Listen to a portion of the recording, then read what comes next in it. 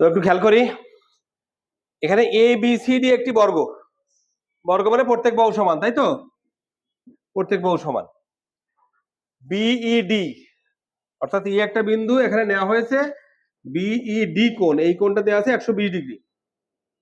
R E D, ই এবং D এর সংযোজক রেখা, এর দৈর্ঘ্য হচ্ছে 8 সেন্টিমিটার। কত? 8 সেন্টিমিটার হলে এই রং করা অংশের ক্ষেত্রফল নির্ণয় করতে হবে। আচ্ছা, রং করা অংশটা কি আকৃতি আসছে বলতো? ট্রাপিজিয়াম। রং করা অংশটা ট্রাপিজিয়াম। এই ট্রাপিজিয়ামের এটা উচ্চতা যদি ধরি, সমান্তরাল বাহু এটা এবং এইটা, বি আছে সমান্তরাল, বি এবং এডি আছে সমান্তরাল বাহু, উচ্চতা হচ্ছে এবি। তো আমার টার্গেট হচ্ছে এই এ বির মান বের করা এবং বি ইর মান বের করা। এই দুটো যদি বের করতে পারি তাহলেই এইটা আর এটা যেহেতু সমান, ট্রাপিজিয়ামের সূত্র অনুযায়ী হাফ ইন্টু সমান্তরাল বাহুর দৈর্ঘ্যের যোগফল ইন্টু উচ্চতা, তাই তো? দিয়ে আমরা কিন্তু ক্ষেত্রফলটা বের করতে পারবো। তো আমাকে চিন্তা করতে হবে এখান দিয়ে কিভাবে আমরা ওইটা যেতে পারি, তাই তো? তো ট্রাপিজিয়ামের ক্ষেত্রফল কিভাবে আসছে এটা জানি আমরা। একটু খেয়াল করি, মনে করি ট্রাপিজিয়াম এরকম, এর একটা বাহু বি, একটা বাহু এ, আর উচ্চতা হচ্ছে এইচ। সাপোজ এই ট্রাপিজিয়ামের ক্ষেত্রফল বের করতে হবে। তো আমি যদি কর্ণ যোগ করি তাহলে দুটো ত্রিভুজে বিভক্ত হয়েছে, এই দুটো ত্রিভুজের কিন্তু উচ্চতা একই। দেখো এখান থেকে লম্বা হলেও এইচ হয়, এটা সমান, যেহেতু সমান্তরাল বাহুর মধ্যবর্তী দূরত্ব সমান, তার মানে আমি এখানে যে ত্রিভুজ দুটো পেয়েছি এই দুটো ত্রিভুজের ক্ষেত্রফলের যোগফলই হবে ট্রাপিজিয়ামের ক্ষেত্রফল। Suppose A B C D, এটা হচ্ছে এ বি সি একটা ত্রিভুজ, এ সি ডি একটা ত্রিভুজ, এই দুটো ত্রিভুজের ক্ষেত্রফলের সমান। এ বি সি ত্রিভুজের ক্ষেত্রফল কি? হাফ ইন্টু ভূমি মানে বি ইন্টু উচ্চতা এইচ। আর এ সি ডি ত্রিভুজের ক্ষেত্রফল কি হবে? হাফ ইন্টু ভূমি এখানে এ, উচ্চতা এইচ। এটা হচ্ছে আমার টোটাল ট্রাপিজিয়ামের ক্ষেত্রফল। এখন এখান থেকে হাফ এইচ দেখো দুই দিকে কমন আছে, বি প্লাস এ বা এ প্লাস বি, এটা হচ্ছে সমান্তরাল বাহুর যোগফল ইন্টু উচ্চতা ইন্টু হাফ। এইভাবে কিন্তু আমরা ট্রাপিজিয়ামের ক্ষেত্রফলটা বের করতে পারবো। কিভাবে পারবো? হাফ ইন্টু এইচ, এইচ হচ্ছে উচ্চতা, আর সমান্তরাল বাহুর দৈর্ঘ্য হচ্ছে যথাক্রমে এ এবং বি। এই সূত্র ব্যবহার করে আমি কিন্তু বের করতে পারবো। এখন এখানে যে ক্লুটা দেওয়া আছে, এখান দিয়ে আমাকে এই বাহুগুলোর মান বের করার চেষ্টা করতে হবে। কিভাবে করি দেখো, আমি এখানে একটা ত্রিভুজ চিন্তা করি, এই যে সাদা অংশ যেটা রংবিহীন যে অংশটা, এটা একটা ত্রিভুজ, অর্থাৎ এটা একটা সমকোণী ত্রিভুজ, এটা সমকোণ বর্গ, এটা একটা সমকোণী ত্রিভুজ। এখন বলো তো এই কোণটা কত ডিগ্রি? 180 বিয়োগ 120, তাহলে এটা 60 ডিগ্রি। তার মানে এই কোণটা 60 ডিগ্রি পেলাম, এই কোণটা 90 ডিগ্রি, তাহলে এই কোণটা কত ডিগ্রি? 30 ডিগ্রি। 30 ডিগ্রি। এখন 60 30 90 এই ত্রিভুজের ক্ষেত্রে বাহুগুলোর একটা অনুপাত পেয়েছিলাম না আমরা, গত ক্লাসে করেছিলাম, মনে আছে? এটাকে বাড়াই দিছিলাম, এই যোগ করেছিলাম, 30 ডিগ্রি আসছিল, এটার সমবাহু ত্রিভুজ হয়েছিল। এর প্রত্যেক বাহু যদি এক্স এক্স মানে এটা যদি এক্স হয়, এটা হচ্ছে 2x, তার মানে এটা 2x। সবচেয়ে ছোট বাহু যদি এক্স হয়, সবচেয়ে বড় বাহু হবে 2x। আর পিথাগোরাস সূত্রতে বাকিটা পেয়ে যাব, তাই তো? তো এখানে আমি এইটাকে মনে করি এক্স, এটা কত হবে? 2x, ঠিক কিনা? ক্ষুদ্রতম বাহু দৈর্ঘ্য যদি এক্স হয়, বৃহত্তম বাহু দৈর্ঘ্য 2x হবে। আচ্ছা, এরপরে যে কাজটা করতে হবে, এই বাহুটার মান বের করতে হবে। ওই বাহুটার মান কিভাবে পাবো?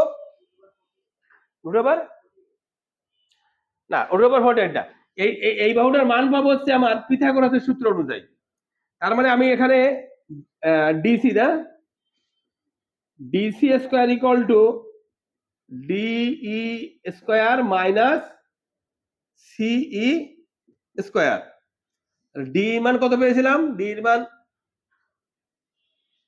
মান 2x পেয়েছিলাম। 2x এর স্কোয়ার মাইনাস সি এর মান x square, 4x square minus x square equal to 3x square. তার মানে আমার ডিসি যেটা এ পাবো কোনটা? Root over of 3x square equal to √3x। বুঝছি কিনা? হ্যাঁ, তার মানে এই বাহুটা কত পাবো? √3x। বুঝছো? √3x।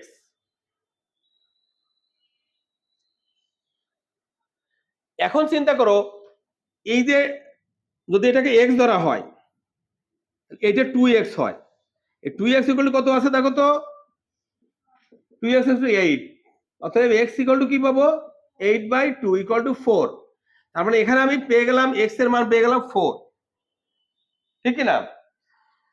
তো x এর মান যখন 4 পেয়ে গেলাম, তার বাকি বাহুগুলোও কিন্তু x এর মাধ্যমে পেয়ে যাব, ঠিক কি না?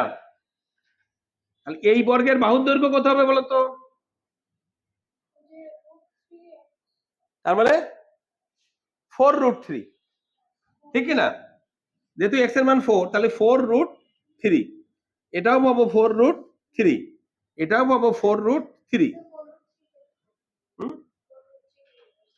এই যে এখানে x এর মান বসিয়ে দিয়েছি, x এর মান তো কত পাইছি? 4, তাহলে √3x, তাহলে 4√3, ঠিক না? তাহলে বর্গের এক বাহুর দৈর্ঘ্য কিন্তু 4√3। না, আমি বিসি বলেছি, বিসি নট বি, বিসি। এইটুকু হচ্ছে 4√3। ক্লিয়ার?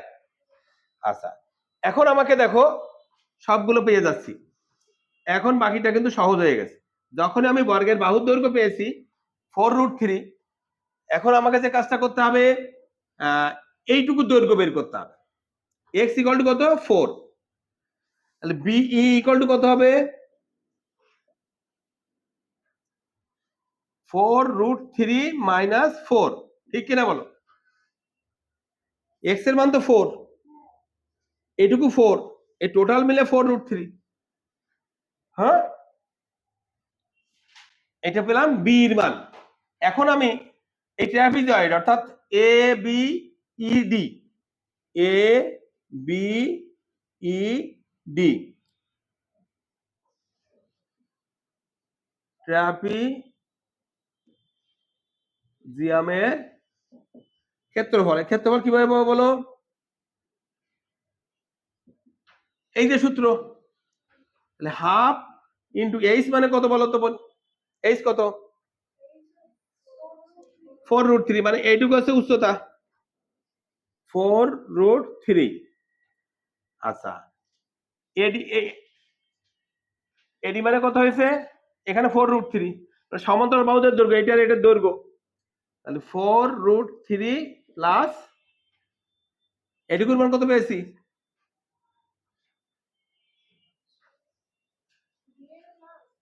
এটা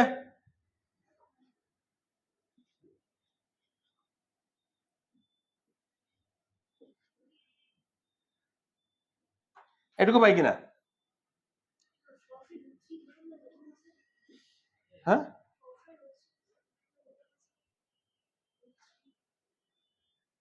না, এখন আমি মান বসাই দিয়েছি, দেখো।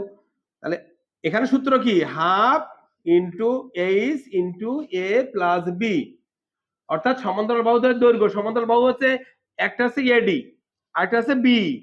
এডি, এটা হচ্ছে এডি, আর এটা হচ্ছে বিই, আর এটা হচ্ছে এইচ। হয়েছে? আচ্ছা, এখানে কাটাকাটি করে 2 দাও, তাহলে 2√3, এটা গুণ করবো কত দিয়ে বলো? এখানে কত হয়েছে? 8√3 মাইনাস 4, ঠিক কিনা বলো? এখন এটা গুণ করো, 2√3 ইন্টু 8√3 মাইনাস 4 ইন্টু 2√3। আচ্ছা, এখানে দেখো 8 দুগুণে 16, আর এই √3 গুণ করলে কত হয়? 3, √3 গুণ করলে কিন্তু 3 আর রুট উঠে যায়, -8√3 3 হলো কত 48 -8√3 48 -8√3 এইটাই অ্যান্সার পেলাম, তাই কিনা? অর্থাৎ এই ট্রাপিজয়েডের ক্ষেত্রফল হবে 48 -8√3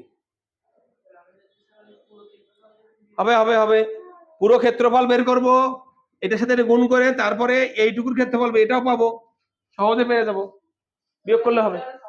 হ্যাঁ হ্যাঁ হ্যাঁ, তো ট্রাপিজয়েডের ক্ষেত্রফল তুমি সূত্র না জানো তো ওইভাবে করতে পারো, সমস্যা নেই। এটা গুণ করেছি জাস্ট, এই 4 আর 2 গুণ করে 8 আর √3 থেকে গেছে। এইটার সাথে দুটোই গুণ না, এটার সাথে এটা গুণ, এটার সাথে এটা গুণ, গুণের সংযোগ বিধি, বুঝতে পেরেছো? হ্যাঁ, এইভাবে আমরা সহজে সমাধানটা করতে পারি।